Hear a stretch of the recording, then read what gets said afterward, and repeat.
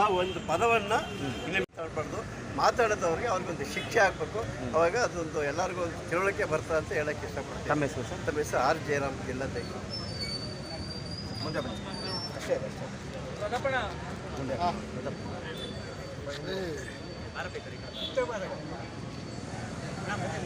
ಬನ್ನಿ ಮುಂದೆ.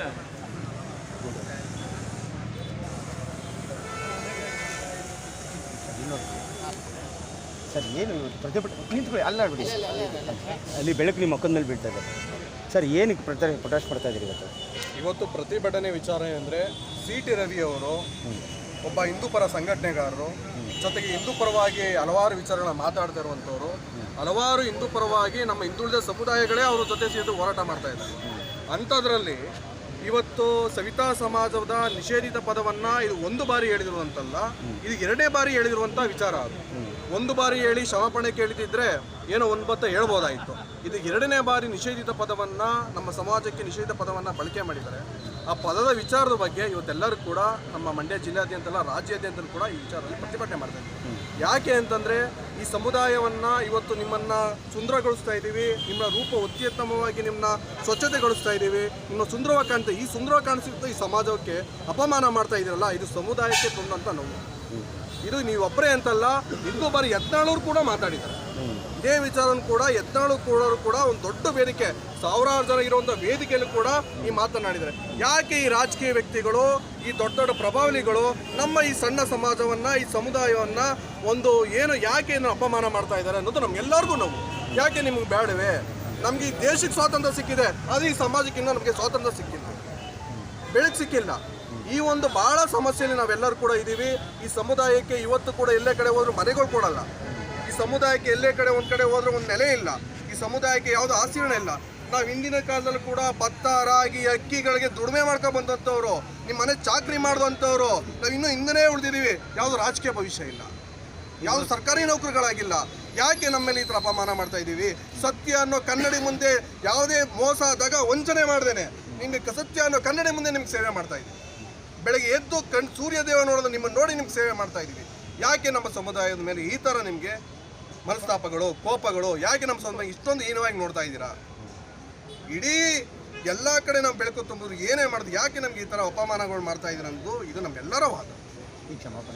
ಈಗ ಕ್ಷಮಾಪಣೆ ಕೇಳೋದಕ್ಕಿಂತ ನಾವು ಸರ್ಕಾರಕ್ಕೂ ಕೂಡ ಒತ್ತಡ ಆಗ್ತಾ ಇದ್ದೀವಿ. ಇವತ್ತು ಆಂಧ್ರ ಸರ್ಕಾರದಲ್ಲಿ, ನಾವು ದ್ರಾವಿಡ ದೇಶ, ಆಂಧ್ರ ಸರ್ಕಾರದಲ್ಲಿ ಈ ಸಮುದಾಯದವ್ರನ್ನ ಯಾರು ಅಪಮಾನ ಮಾಡಿದ್ರೆ, ಏನಾರ ಒಂದು ಹೇಳಿದ್ರೆ ಅದಕ್ಕೆ ಒಂದು ಕಾನೂನು ರಚನೆ ಮಾಡಿದ್ದಾರೆ. ಜೊತೆಗೆ ನಮ್ಮ ಪರ್ವ ಒಂದಕ್ಕೆ ಸೇರಿಸಿದ್ದಾರೆ. ಆದರೆ ಈ ನಮ್ಮ ಸರ್ಕಾರದಲ್ಲಿ, ಈ ರಾಜ್ಯದಲ್ಲಿ ನಮ್ಮನ್ನು ಯಾಕೆ ಇನ್ನೂ ತಂದಿಲ್ಲ? ಯಾಕೆ ಒಂದು ಕಾನೂನು ಚೌಕಟ್ಟು ನಮ್ಗೆ ಕೊಡ್ತಾ ಇಲ್ಲ? ಬೇಕು. ಇವಾಗ ಯಾರೋ ಸಾಮಾನ್ಯ ಜನ, ಯಾರೋ ಹಿಂದೂರಿನ ಹಳ್ಳಿಲೋ ಕುಗ್ರಾಮದಲ್ಲೋ ಮಾತಾಡಿದ್ರೆ ನಮ್ಮ ಎಲ್ಲರೂ ಹೇಳ್ದಂಗೆ ಓಕೆ, ಏನೋ ಪಾಪ ಇನ್ನೂ ಹಳೇ ಕುಗ್ರಾಮದಲ್ಲಿ ಇದ್ದಾರೆ ಏನೋ ಅಂತ ಹೇಳ್ಬೋದು. ನೀವು ವಿಧಾನ ಪರಿಷತ್ ಸದಸ್ಯರಾದವರು, ಎಜುಕೇಟೆಡು, ಎಲ್ಲ ತಿಳಿದವರು, ರಾಜಕೀಯ ವ್ಯಕ್ತಿಗಳು, ಎಲ್ಲ ಸಮುದಾಯದ ಒಳನರ್ತಲ್ಲಿರೋರು, ಯಾಕೆ ನಿಮಗೆ ರಾಜಕೀಯಕ್ಕೆ ಮಾತ್ರ ನಾವು ಬಳಕೆ ಆಗಬೇಕಾ? ರಾಜಕೀಯಕ್ಕೆ ಮಾತ್ರ ನಿಮ್ಗೆ ದೃಷ್ಟಿ ಆಗಬೇಕಾ? ಇದು ನಮಗೆ ಬಹಳ ನೋವಾಗಿದೆ, ಈ ಸಮಾಜಕ್ಕೆ ನೋವಾಗಿದೆ. ಈಗಲೇ ಎಲ್ಲ ಹಲವಾರು ರಾಜಕಾರಣ, ಒಂದು ಪಕ್ಷದ ವಿಚಾರ ಹೇಳ್ತಾ ಇಲ್ಲ, ಹಲವಾರು ಪಕ್ಷಗಳಲ್ಲೂ ಮಾತಾಡಿದ್ದಾರೆ. ರಾಜಕಾರಣಿ ವ್ಯಕ್ತಿಗಳು ಈ ಥರ ನಮ್ಮ ಸಮಾಜವನ್ನು ಅಪಮಾನ ಮಾಡ್ತಾ ಇದ್ದಾರೆ. ಇದು ನಮ್ಮ ಸಮುದಾಯಕ್ಕೆ ಕೊಟ್ಟಂಥ ನೋವು. ಈ ನೋವಿಗೆ ನಂಗೆ ಭಾಳ ನೋವಾಗ್ತಾ ಇದೆ ಸಮುದಾಯಕ್ಕೆ. ಆಗಲಾಗಿ ಮುಂದಿನ ದಿನಗಳಲ್ಲಿ ಸರ್ಕಾರ ಮುಂದಿನ ಅಧಿವೇಶನ ಏನಿದೆ, ಚಳಿಗಾಲದ ಅಧಿವೇಶನ ಇದೆ, ಅಧಿವೇಶನದಲ್ಲಿ ನಮ್ಮ ಶಾಸಕರಿಗೂ ಕೂಡ, ರವಿಕುಮಾರ್ಗೂ ಕೂಡ, ಅವ್ರಿಗೂ ನಾವೆಲ್ಲ ಮನವಿ ಮಾಡ್ತೀವಿ. ಎಲ್ಲ ರಾಜ್ಯ, ಎಲ್ಲ ಜಿಲ್ಲೆಗಳ, ಎಲ್ಲ ತಾಲೂಕು ವಿಧಾನ ಪರಿಷತ್ತು ಸದಸ್ಯರುಗಳಿಗೆ ಎಲ್ಲ ರಾಜ್ಯಾದ್ಯಂತ ಒಂದು ಮನವಿ ಮಾಡ್ತೀವಿ. ಮುಂದಿನ ಅಧಿವೇಶನದಲ್ಲಿ ಈ ಸಮಾಜಕ್ಕೆ ಯಾರೇ ಚುಚ್ಚು ಮಾತಾಡಿದ್ರು ಇಮಿಡಿಯೇಟ್ಲಿ ಕಾನೂನು ಜಾರಿ ಆಗಬೇಕು ಅನ್ನೋದು ಈ ನಮ್ಮ ಜಿಲ್ಲಾ ಸಮಾಜ ಹಾಗೂ ರಾಜ್ಯ ಸಮಾಜದ ಎಲ್ಲ ಮುಖಂಡರೊಡನೆ. ನಮ್ಮ ಹೆಸರು ಸರ್? ನಮ್ಮ ಹೆಸರು ಪ್ರತಾಪ್, ಮಂಡ್ಯ ಜಿಲ್ಲಾ ಸವಿತಾ ಸಮಾಜ ಸಂಘದ ಸಂಸ್ಥಾಪಕ ಜಿಲ್ಲಾಧ್ಯಕ್ಷ.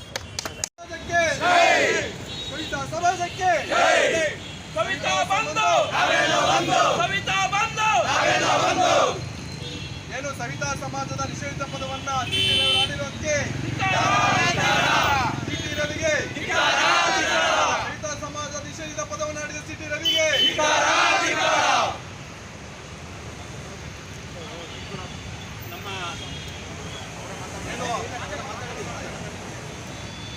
ಏನು ನಮ್ಮ ಸವಿತಾ ಸಮಾಜದ ಅಭಿವೃದ್ಧಿಯ ನಿಗಮದ ಅಧ್ಯಕ್ಷರಾದಂಥ ಹಾಗೂ ಚಲನಚಿತ್ರ ಹಾಸ್ಯ ನಟರಾದಂಥ ಹಾಗೂ ಲೇಖಕರಾದಂಥ ನಮ್ಮ ಮುತ್ತರಾಜಣ್ಣನವರು ನಮ್ಮ ಏನು ಸಿ.ಟಿ. ರವಿ ಅವರ ಒಂದು ನಿಷೇಧಿತ, ನಮ್ಮ ಸಮಾಜದ ನಿಷೇಧಿತ ಪದವನ್ನ ಆಡಿರೋದಕ್ಕೆ ಒಂದೆರಡು ಮಾತುಗಳನ್ನ ನಮ್ಮ ಅಧ್ಯಕ್ಷರು ಮಾತಾಡಿದ್ದಾರೆ. ಇವತ್ತು ದಿವಸ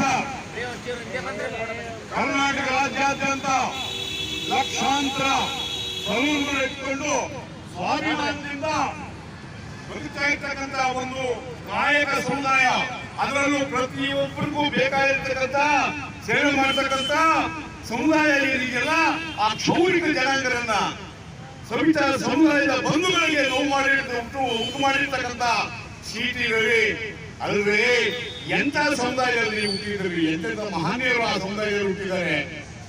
ಅಂತದ್ದು ಈ ತರದ ಒಂದು ತುಚ್ಛವಾಗಿ ಮಾತಾಡಿದಿರಲ್ಲ, ಇದು ಎಷ್ಟು ಮಟ್ಟಿಗೆ ಸರಿ ಅಲ್ಲಪ್ಪ. ನೀನು ಸುಳ್ಳು ಹೇಳೋದಕ್ಕೂ ಹಸಿ ಸುಳ್ಳು ಹೇಳ್ತೀಯಲ್ಲ, ನೀನು ಮಾತಾಡಿದ್ಯಾ ಅದನ್ನ ಮಾತಾಡಿಲ್ಲ. ಮಾಧ್ಯಮದವ್ರು ತಿರ್ಸ್ಬಿಟ್ಟಿದಾರಂತೆ. ಹೆಂಗ್ ತಿರ್ಸ್ಬಿಡ್ತಾರೆ? ನಿನ್ ಮೇಲೆ ದ್ವೇಷ ಇದೆ ಅವ್ರಿಗೆ. ಯಾಕೆ ತಿರ್ಸ್ಬಿಡ್ತಾರೆ? ನಿಮ್ಗೆ ಮಾತಾಡಿದ್ದೀನಿ, ನಾನು ಮಾತಾಡಿದ್ದೀನಿ, ತಪ್ಪಾಯ್ತು ಅಂತ ಹೇಳೋದು ಸೌಜನ್ಯ ಇಲ್ವಲ್ಲ ನಿನ್ಗೆ?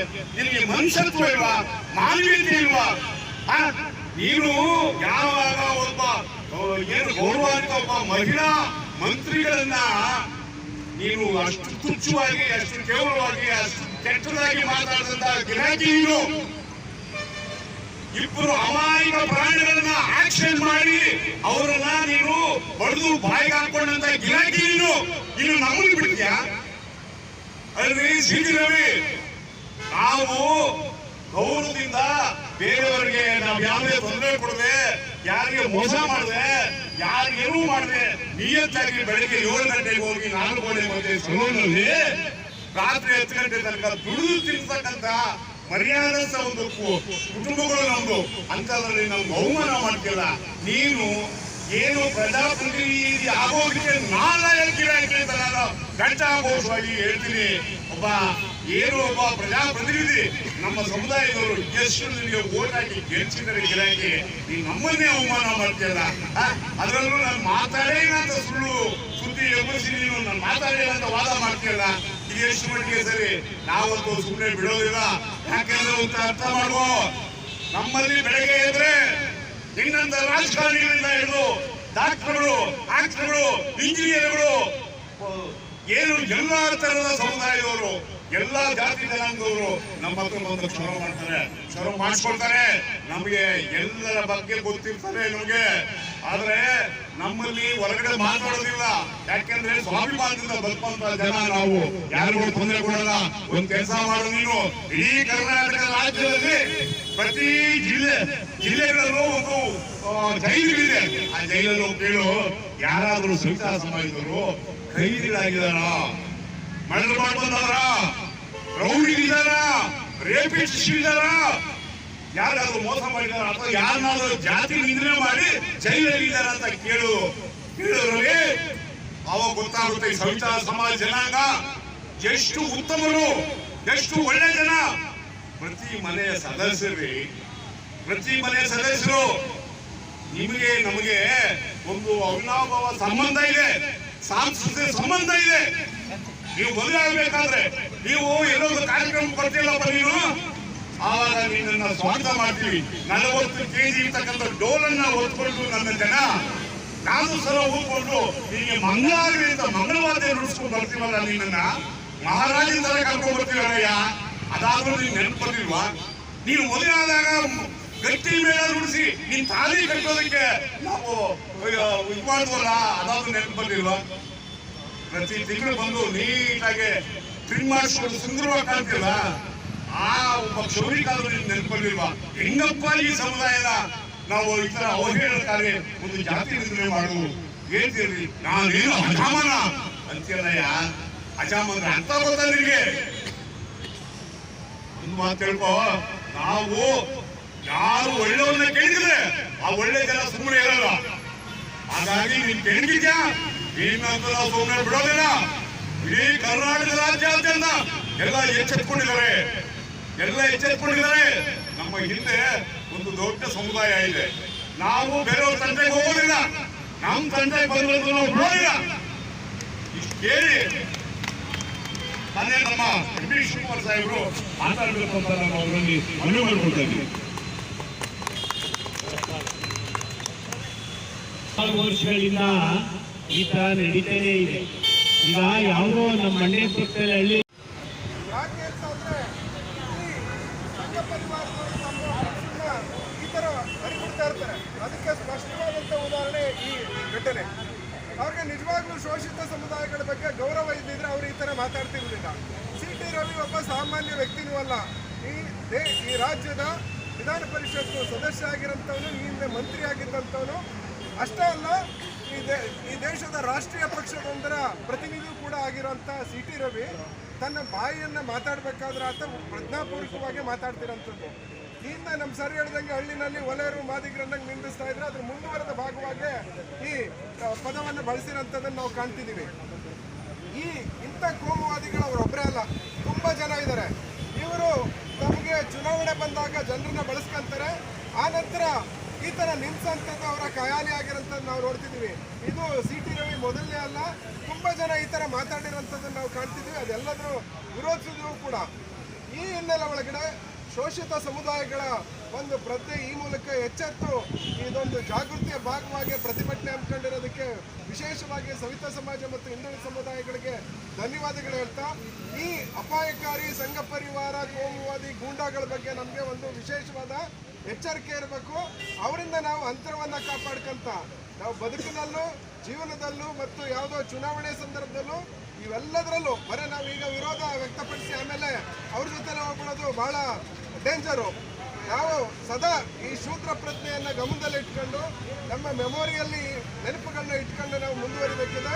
ಆ ಮೂಲಕ ನಮ್ಮ ಸಮಾಜಗಳನ್ನು ಎಚ್ಚರಿಸ್ತಾ, ಆ ಮೂಲಕ ಶೋಷಿತ ಶೂದ್ರ ಸಮುದಾಯಗಳು ಒಟ್ಟುಗೂಡ್ತಾ ಒಂದು ಪರ್ಯಾಯವಾದಂಥ ಆಲೋಚನೆಗಳನ್ನು ನಾವು ಮಾಡೋ ಅಂಥ ನಿಟ್ಟಿನಲ್ಲಿ ನಾವೆಲ್ಲ ಒಟ್ಟಾಗೋಣ. ನಿಮ್ಮೆಲ್ಲ ವಿಚಾರದಲ್ಲಿ ಎಲ್ಲ ಶೋಷಿತರುಗಳು ಒಟ್ಟಾಗೋಣ ಅಂತ ಹೇಳ್ತಾ ನಾನು ಮಾತು ಮುಗಿಸ್ತೀನಿ. ಎಲ್ರಿಗೂ ಜೈ ಭೀಮ್.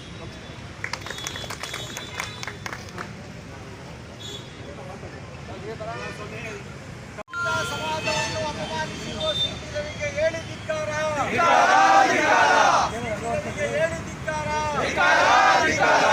ಈಚ ಸಿ.ಟಿ. ರವಿಗೆ ಹೇಳಿ ಧಿಕ್ಕಾರ. ಅಯ್ಯಯ್ಯೋ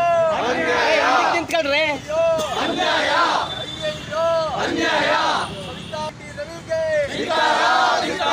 ಸವಿತಾ ಸಮಾಜವನ್ನು ಸವಿತಾ ಸಮಾಜ ಮತ್ತು ಎಲ್ಲ ಹಿಂದುಳಿದ ವರ್ಗಗಳು ಸೇರಿ ಏನು ಒಬ್ಬ ವಿಧಾನ ಪರಿಷತ್ ಸದಸ್ಯರು ಮಾಜಿ ಸಚಿವರು ಆದಂಥ ಸಿ.ಟಿ. ರವಿಯವರು ಸವಿತಾ ಸಮಾಜದ ಬಗ್ಗೆ ಅವಮಾನ ಆಗೋ ರೀತಿಯಲ್ಲಿ ಯಾವ ಪದವನ್ನು ಬಿಟ್ಟಾಕಿತ್ತು ಆ ಪದವನ್ನು ಬಳಸಿ ಇಡೀ ಸಮುದಾಯವನ್ನು ಅವಮಾನಿಸಿದರೆ. ಈ ಅವಮಾನವನ್ನು ಖಂಡಿಸಿ ನಾವೆಲ್ಲರೂ ಕೂಡ ಇವತ್ತು ಪ್ರತಿಭಟನೆಯನ್ನು ಮಾಡ್ತಾ ಇದ್ದೇವೆ. ಈ ಪ್ರತಿಭಟನೆಯಲ್ಲಿ ಸಮುದಾಯದ ಮುಖಂಡರು ಮತ್ತು ಎಲ್ಲ ಸಮಾಜದ ಮುಖಂಡರು ಭಾಗವಹಿಸಿದರೆ. ಒಟ್ಟಿಗೆ ಈ ಪ್ರತಿಭಟನೆಯನ್ನು ಉದ್ದೇಶಿಸಿ ದಲಿತ ಸಂಘರ್ಷ ಸಮಿತಿಯ ಸಂಚಾಲಕರು ಮತ್ತು ಹೋರಾಟಗಾರರಾದಂಥ ಸನ್ಮಾನ್ಯ ಗುರುಪ್ರಸಾದ್ ಕೆರಗೋಡು ಅವರು ಮಾತಾಡ್ತಾರೆ. ಆತ್ಮೀಯ ಬಂಧುಗಳೇ, ಭಾರತೀಯ ಪರಂಪರೆಯ ಸಮುದಾಯ ಸಮಾಜ ಯಾವ್ಯಾವ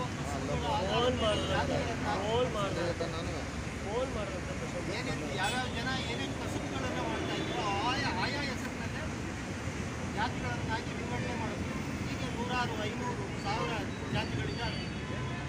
ಇಂಥ ಸಂದರ್ಭದಲ್ಲಿ ಕೆಲವು ಪದಗಳನ್ನು ನಿಷೇಧಿಸಲ್ಪಟ್ಟಿದೆ. ಅಂಥದ್ದನ್ನು ಬಳಸಬಾರ್ದು ಅಂತ ಹೇಳಿ ಆಯಾ ಸಮುದಾಯಗಳು ಗೌರವಯುತವಾಗಿ ಇರ್ತಕ್ಕಂಥ ಹೆಸರುಗಳನ್ನು ಇಟ್ಕೊಂಡು ಅದನ್ನು ಒಟ್ಟಿಗೆ ತಂದಿದ್ದಾರೆ. ಆದರೆ ಸಿ.ಟಿ. ರವಿ ಅಂತ ಒಬ್ಬ ಅವಿವೇಕಿ ಅಯೋಗ್ಯ ಆ ಪದಗಳನ್ನು ಬಳಸಿ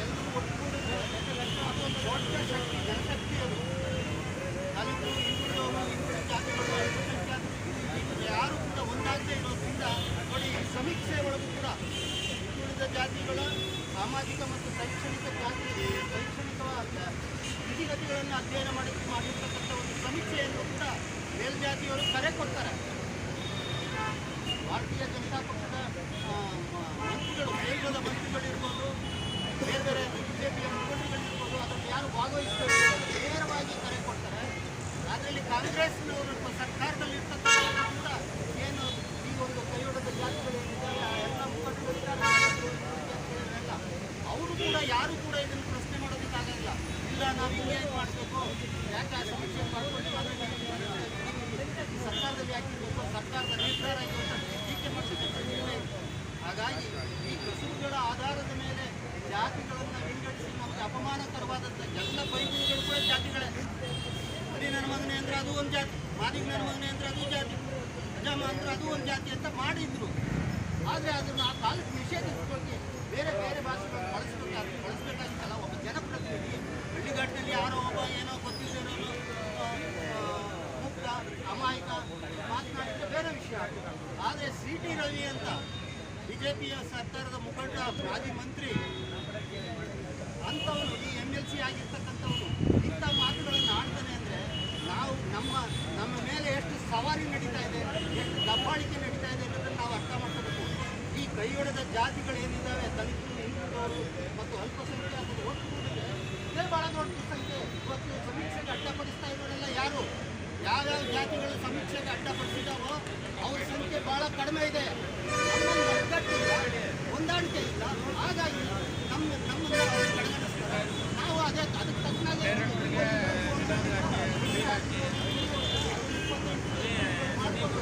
ನಾವುಗಳು ಒಗ್ಗಟ್ಟಿಲ್ಲ ಈ ಕೆಲಸಗಳಾಗ್ತಾರೆ. ನಮ್ಮ ಮೇಲೆ ಅಪಮಾನಕರವಾದಂಥ ಮಾತುಗಳನ್ನು ಮಾಡ್ತಾರೆ, ನಮ್ಮನ್ನು ಅಪಮಾನಕರವಾದ ಮಾತುಗಳನ್ನು ಮಾಡ್ತಾರೆ, ಬೈಗುಳದ ಪದಗಳನ್ನು ಬಳಸ್ತಾರೆ, ನಮ್ಮನ್ನು ಹೀಯಾಳಿಸ್ತಾರೆ. ಹಾಗಾಗಿ ನಾವು ಒಟ್ಟುಗೂಡಿ ನಮ್ಮ ರಾಜಕೀಯ ಶಕ್ತಿಯಾಗಿ ನಾವು ಪರಿವರ್ತನೆ ಆಗಲಿಲ್ಲ ಅಂದರೆ ಯಾವ ಕಾರಣಕ್ಕೂ ಇಂಥ ಅಪಮಾನ ನಮಗೆ ತಪ್ಪೋದಿಲ್ಲ. ಹಾಗಾಗಿ ಇನ್ನಾದರೂ ಕೂಡ ಯುವ ಸಮುದಾಯ ಇದೆ, ಈ ಸಮುದಾಯಗಳಿಗೂ ಅವರು ಒಟ್ಟುಗೂಡಿಸಿಕೊಂಡು ನಾವು ಎಲ್ಲ ಕೈಯೊಳಗೆ ಜಾತಿಗಳು ಕೂಡ ಒಟ್ಟಾಗಿ ನಿಂತುಕೊಂಡ ಒಂದು ಸ್ಥಿತಿಯನ್ನು ಮುಂದೆ ನಾವು ಮಾತುಗಳನ್ನು ಇಂಥ ವ್ಯಕ್ತಿಗಳನ್ನು ಪೂರೈಸಲು ಸಾಧ್ಯ ಆಗಿದೆ. ಇಂಥ ಶಕ್ತಿಗಳನ್ನು ರಾಜಕೀಯವಾಗಿ ಕೆಳಗಿಳಿಸಬೇಕು. ಹಾಗಾಗಿ ನಾವೆಲ್ಲರೂ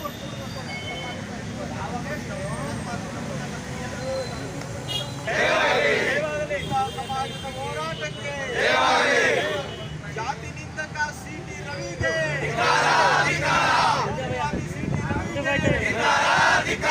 ಹಿಂದುಳಿದ ವರ್ಗಗಳ ವಿರೋಧಿ CT ರವಿಗೆ ನ್ಯಾಯ ಬೇಕು, ಬೇಕೇ ಬೇಕು, ನ್ಯಾಯ ಬೇಕು.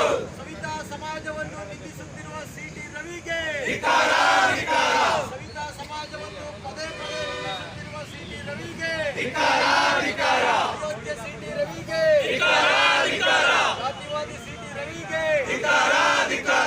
ಆದ್ಮೇಲೆ ಈಗ ನಮ್ಮನ್ನ ಉದ್ದೇಶಿಸಿ ಹಿಂದುಳಿದ ಜಾತಿಗಳ ಒಕ್ಕೂಟದ ಅಧ್ಯಕ್ಷರಾದಂಥ ನಾಗರಾಜರವರು ಮಾತಾಡ್ತಾರೆ. ಎಲ್ರಿಗೂ ನಮಸ್ಕಾರ. ಇವತ್ತೇನು ನಾವು ದಲಿತ ಸಮಾಜದ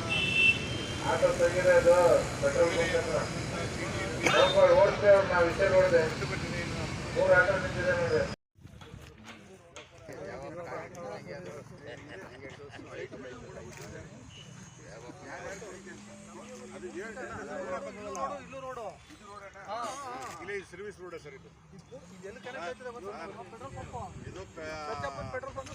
ಚಿಕ್ಕಮಂಡ್ಯ ರೋಡ್ ಹೋಗ್ತದೆ. ಇದು ರೋಡು, ಅದು ರೋಡು, ಚಿಕ್ಕಮಂಡ್ಯ ರೋಡ್ಗೆ ಹೋಗ್ತದೆ. ಅದು ರೋಡು, ಇದು ರೋಡು, ಅದು ಚಿಕ್ಕಮಂಡ್ಯ ರೋಡ್ ಹೋಗ್ತದೆ. ಪೆಟ್ರೋಲ್ ಬಂಕ್ ಎಲ್ಲ ತಿರುಗಿ ಒಂದ್ಸಲ ಇದು ರೋಡು, ಅಲ್ಲೂ ರೋಡು. ಅಣ್ಣ ಈಗ ಒಂದ್ಸತ್ ಟ್ರಾನ್ಸ್ಫಾರ್ಮ್ ಅಣ್ಣ ಕಡೆ ಒಂದ್ಸತ್ ನೋಡ್ರಿ.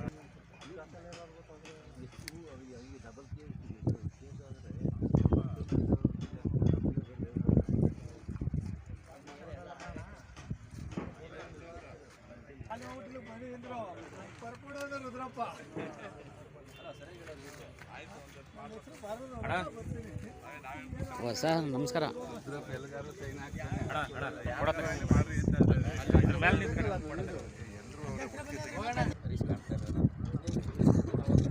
ಫೋಟೋ ತೆಗಿಯಕ್ಕೆ ನಿಂತ ಕಾಣ್ತದೆ, ಕಾಮನ ನೋಡ್ತಾರೆ. ಅದನ್ನೇ ಹೇಳ್ತಾ ಇರೋದು, ನಾವು ಹೇಳಿದ್ದೆ ಅದನ್ನ.